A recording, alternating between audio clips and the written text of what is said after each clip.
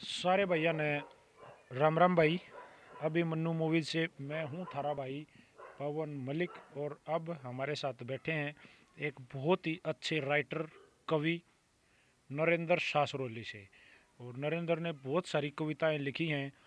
और क्योंकि इनकी ज़्यादा प्रचलित नहीं हो पाई, लिखता रहो बेचारा घने साल तक लिखन लाग रहा ही भी लिखा है। तो भाई ने संपर्क कराया, आज हम इनसे मिले हैं, मुलाकात करी है। तो क्या इन्होंने लिखा है, कब से लिखन लाग रहे हैं, सब जानकारी आप लोगों को देंगे। तो नरेंद्र भाई राम राम। राम राम भाई पवन जी। सबसे पहले अभिमन्यु म्यूज़ के दर्शकों को मेरी तरफ से हाथ जोड़कर राम राम। नरेंद्र जी, थोड़ा सा बताओ अपने बारे में। आप कहाँ से, कौन सा गांव है, सासरोली कहाँ सी है, और कब से लिख रहे हो, जानकारी दो। ये सर रोहतक बहुजोली रोड पर मातनेल के पास पड़ता है सासरौली। और मेरा नाम नरेंद्र रोहिल्ला, लेकिन मैं कविताएं में रोहिल्ला ना लगा के नरेंद्र सासरौलिया लगाता हूँ, ताकि मेरी ये सोच थी कि भी गांव का नाम कर सकूँ। तो और मैं सबसे पहले 1991 में जब राजीव गांधी की डेथ हुई थी, उनके ऊपर 8 रागनियाँ लिखी थी। लेकिन उस समय मैं किसी कलाकार को जानता नहीं था और 9वीं क्लास में पढ़ता था, तो वो रखी की रखी रह गई। और उसके बाद ये शौक चलता रहा, लिखता रहा।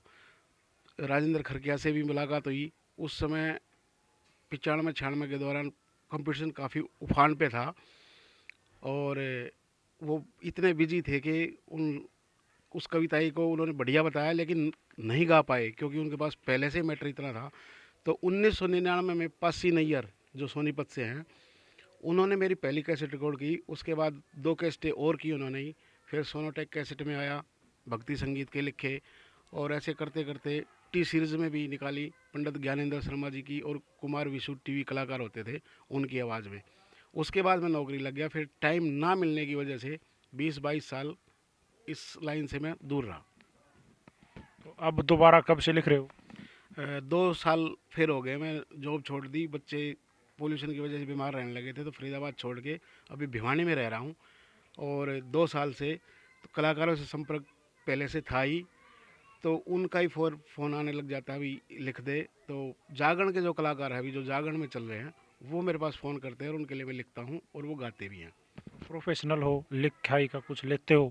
भाई मेरी गाओ तो मैं कुछ लूँगा, पैसे लूँगा फलाना। नहीं, ऐसा कुछ नहीं है। अच्छी लगे, जिसको भी अच्छी लगे वो कोई भी गा सकता है, किसी से कोई पैसा नहीं ले। जी। तो कुछ एक आधी कोई बढ़िया लिखी हुई अपनी, आपके जो दिल के नज़दीक है, सुनाना चाहोगे हमारे दर्शकों से? हाँ जी, एक किसान के ऊपर लिखी थी मैंने,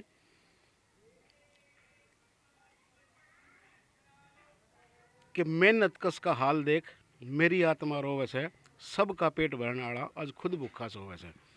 गर्मी सर्दी पड़े झेलनी खेती के जमींदारे में, अन्नदाता का नाम दिया इसे भारत देश हमारे में। नाम का दाता पर मरता भूखा बन रिकॉर्ड बेचारे में, फटा पजामा टूटे लितर हो रहा तंग गुजारे में।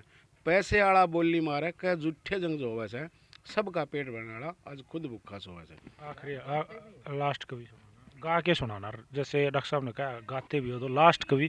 हाँ जी सर, गा के सुनाना प्लीज। शुरू से नहीं, ये लास्ट कवि। लास्ट।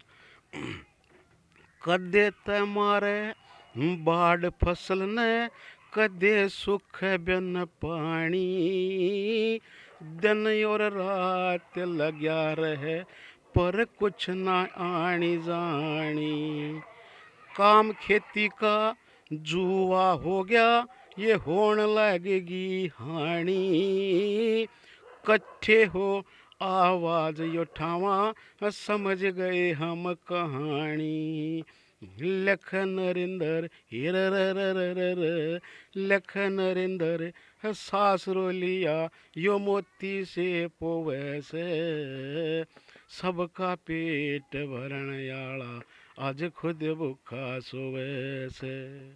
नरेंद्र जी, बहुत बढ़िया गाया आपने, और काफ़ी अच्छी कविताई आपकी है। तो कितना मैटर अब आपके पास है? ज़्यादातर आप अगर कोई आपसे लेना चाहो, मिलना चाहो, तो कितनी रागनी आप लिख रखे? मैंने गोपी चंद का इतिहास पूरा लिखा था, लेकिन फ़िलहाल अवेलेबल नहीं है। उसकी 4 5 रागनियाँ हैं, गुम हो गया वो, क्योंकि पहले इतना संभालने का हिसाब किताब भी नहीं था। किसी को दिया गाने के लिए तो कॉपी ओरिजिनली दे दी, और वो वहीं पे रहेगी, नहीं ले पाए। लेकिन अब भी 200 250 रागनियाँ और भजन मेरे पास हैं। अच्छा, आप गाने भी लिखते हो जो आजकल डीजे सॉन्ग हैं? हाँ, गाना एक अपने जलवा के ऊपर लिखा था, जो एक काफ़ी फेमस हुआ था गाना, जच्चा गजबन पानी न चली, उसकी तर्ज अच्छी लगी तो उसके ऊपर लिखा था कि जच्चा जलवे गा पर के गा चली। के गा के। चूंदड़ी पीहर ते मंगवाई, या ईंढी नंदी पे बनवाई, गली की कट्ठी हो के सारी, गावे गीत ये चाची ताई, चाल राज करा रूप से नखरा, पंजीरी गाल के खाली, डीजे ऊपर गाम नाचरा, झोली के मांगाल बाजरा, वजच्चा जलवे पे चली, वजच्चा जलवे पे चली। बहुत बढ़िया, कति पूरा न्याय कर रखा है लिखने में और गाने में भी। भाई साहब नरेंद्र भाई को मैं फिर भाई सब ने कहना चाहूँगा, ज़बरदस्त कविता ये है भाई साहब की लिखे हैं। कोई गाना लिखवाना चाहे, लिखे लिखाए भी हैं, ऑलरेडी रेडीमेड सौदा भी है, वो लेना चाहे, रागनी तो बहुत सारी हैं, आगे भी तैयार कर देंगे। तो सभी गाने वाले भाइयों से, सभी तरह के गाने वाले, गाने गानिए, भजन गानिए, कीर्तन गानिए, रागनी गानिए, जो आज हैं संपर्क कर सके हैं, सारे जाने हैं। बताओ नरेंद्र भाई, लगभग सभी कलाकार इनको जानते भी हैं। तो नरेंद्र जी क्या कहना चाहोगे हमारे दर्शक भाइयों को? मैं सर, एक मेरा खुद का विचार है कि अब कंपटीशन में जहाँ भी होती है, जो भी कमेटी होती है, ये होता है कि भी लक्ष्मी चंद मांगेराम मेहर सिंह जी की रागनी गाई पुराने जाए, कवियों की रागनियाँ गाओ। गाओ। तो हम 50 साल से सुनते आ रहे हैं और अगले 50 साल भी यही मान लो सुनते रहे, तो वो कवि तो ठीक है, अच्छी बात है, उनका नाम होना भी चाहिए, लेकिन क्या इन 100 साल में कोई नया कवि नहीं हुआ? ये भी तो हम एक मैसेज दे रहे हैं। तो उसमें मैं चाहूँगा कि भी रंग काट में नए कवियों की, जो अपना पहला और दूसरा जो राउंड आता है, बिना रंग काट के जो शुरुआत में जो आता है, उसमें नई कवियों की जो नई तर्जें हैं उन पे गाई जाएं, और जो रंग काट होता है उसमें पुराने कवियों की ले ली जाए, ताकि दूसरे कलाकार को रंग भरने में भी दिक्कत ना आए।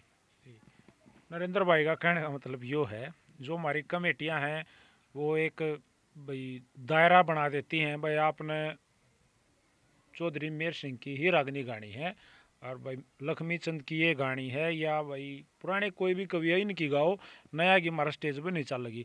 तो कवि कवि होते हैं, ये भी कवि हैं और भी कवि हैं, सभी कवि हैं। एक आधी बात, जैसे भाई राउंड में आप दादा की बात सुनो, जिसकी मर्जी बात सुनो, लेकिन कंपटीशन में अगर कोई रागनी गाना चाहे तो इनका कहना मतलब है भाई इनकी भी या नए कवियों की भी गा लेनी देनी चाहिए, है भाई? जी बिल्कुल, मैं यही कहना चाहूँगा कि नए कवियों को भी मौका मिले, क्योंकि जब तक गायक स्टेज पर गाएगा नहीं, तो किसी भी कवि ने कितना ही भी अच्छा लिख रखा हो, वो डायरी में ही बंद रह जाएगा। जी, बहुत बढ़िया बात है। तो नरेंद्र भाई, कॉन्टैक्ट नंबर ज़रूरी है, एक बार बता दो। 98 103 32 722। 98 103 32 722। नरेंद्र सासरोली, सासरोली, नरेंद्र सासरोली। और बहु ज्वेलरी रोड पे ये इनका गांव पड़ता है। नरेंद्र रोहिला जी है इनका पूरा नाम। भिवानी में रहते हैं ये।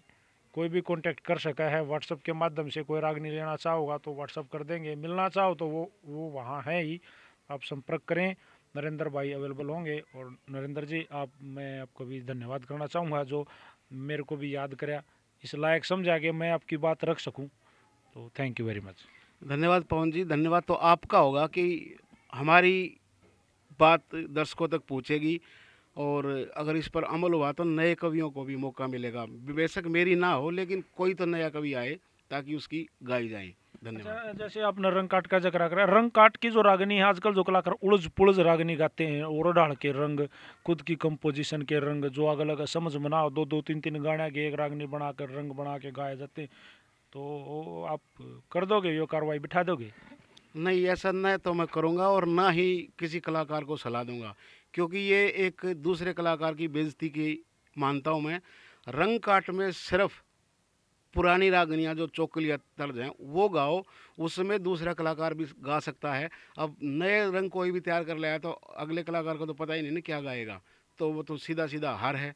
तो ऐसी हार उस टाइम उसकी हार है, लेकिन आने वाले टाइम में वो जीतता है, और जो उस टाइम जीतता है वो वाले टाइम में एक तरह से हार रहा है, वो अपने पैरों पे खुद कुल्हाड़ी मार रहा है। बहुत ज़बरदस्त बात कही है। कहने का मतलब यो है, दूसरे को नीचा दिखा के कोई स्टार नहीं बन सकता। ये बात नरेंद्र भाई ने बहुत ज़बरदस्त बताई है और मैं इसको प्रॉपरली मानता भी हूँ। तो भाई एक बार और thank you very much Narendra भाई। और आपकी कविताएं जो हमारा प्रयास रहा है वो हमने कर दिया। गाने वाले भाई हैं और कलाकार भाई आपसे संपर्क करेंगे, तो कोई भी संपर्क कर सकता है। सारे भैया नरेंद्र जी एक तगड़ी सी राम राम ठोक दो। राम राम भाई सब अभिमन्यु मूवीज़ और पवन मलिक आपके दर्शकों को बहुत बहुत हाथ जोड़कर राम राम। सारे भैया ना भाई नरेंद्र भाई की तरफ से और पवन मलिक मोखरा की तरफ से भी हाथ जोड़ के राम राम है। जय हरियाणा, जय हरियाणवी, जय हिंद।